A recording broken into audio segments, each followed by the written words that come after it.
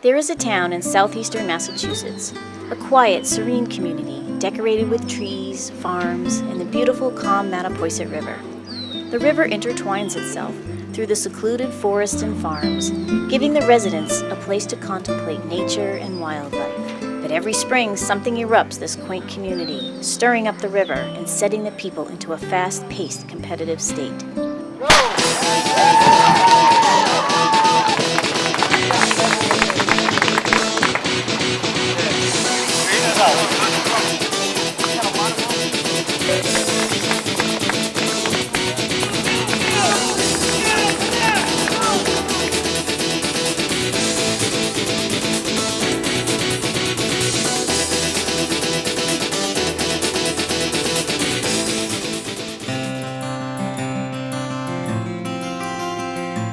In 1934, it was started as a 4-H club project by Jim Hartley, and really at that time Hartley Sawmill. Hartley's a big name in Rochester for many years, and they had built some boats during the winter time as a project for the 4-H boys, and come springtime they decided they would do a race, and they chose the Mattapoisett River, starting here. We're on Sniptuit Road in Rochester at what's fondly known as Grandma Hartley's Reservoir, and they raced from here to the Heronware in Route 6 River Road in Mattapoisett.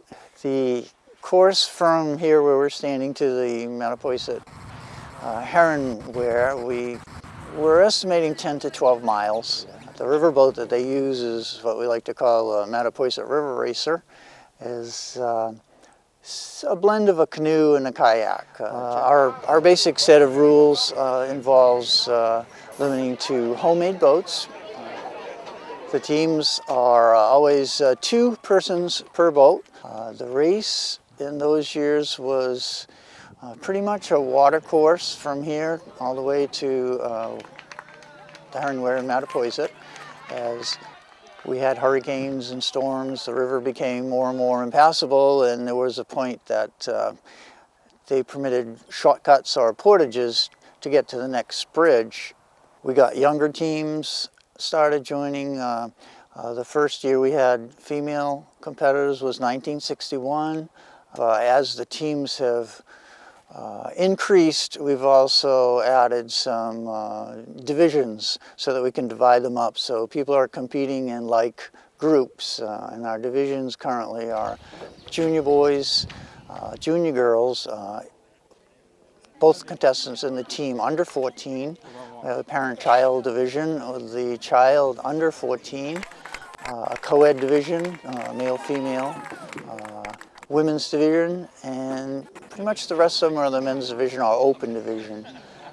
Okay, at this point we're standing right at the starting point of the race. A few minutes before 8:30 start time, we'll start the first one in, and they back up to the culvert here. The timekeepers are holding the boat here. They give them a countdown from 10 seconds to 0. The starter fires the gun, and they're off.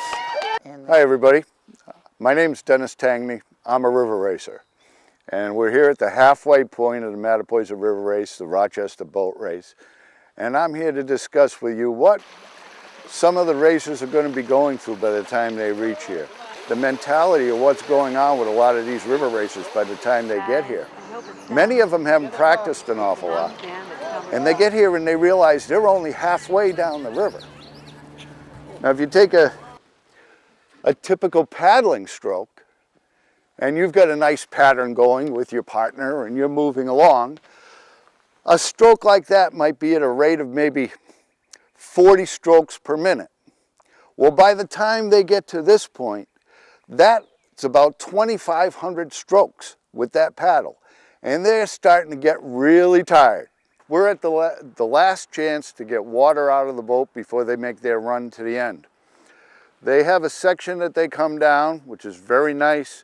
They'll be on their best behavior here. They're going to want to look good for the crowd. It's a nice open section. They can show off their paddling techniques. But here's where it gets a little bit interesting.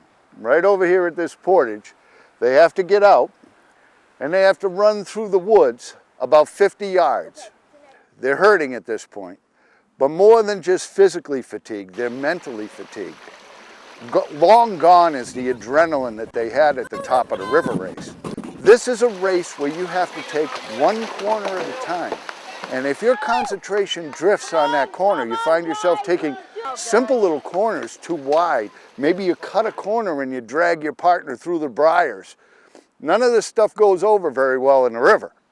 Hi, my name's Gary Stopka. I'm standing here on the bank of the Mattapoisett River in Rochester at the old Brownsville sawmill. Right here is the longest portage of the race. There's 4 places we have to get out and run. This here is the longest portage. We get out on the other side of the road, have to come up over a hill, down across Route 105 and put in here.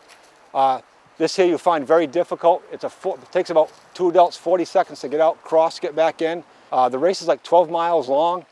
It's grueling. You really have to pace yourself. You don't want to start out too strong and tire yourself out. Otherwise you get winded and you'll lose a lot of time in the second half. The growth of the race probably was fueled mostly by the competitive issues, and it was I can beat you, no you can't, and then even with our currently with averaging 80 or 90 boats, it's still a lot of them feel they're probably not competitive for first place, but they're competitive in their division, they're competitive with their friends. We still can beat you, we'll beat you, bet each other a pizza or whatever, and I think it keeps it going. The nice part about finishing the race though is it takes a team effort. You know, you've gone down the river, you know, you can't do it by yourself. It takes 2 people, and when you get to the end, you know, you congratulate each other, you say, you know, great effort, we made it, we finished the race, we're in one piece. It is an effort. It is absolutely an effort, and it's something that when you come out of this river race, you have something to be very proud of.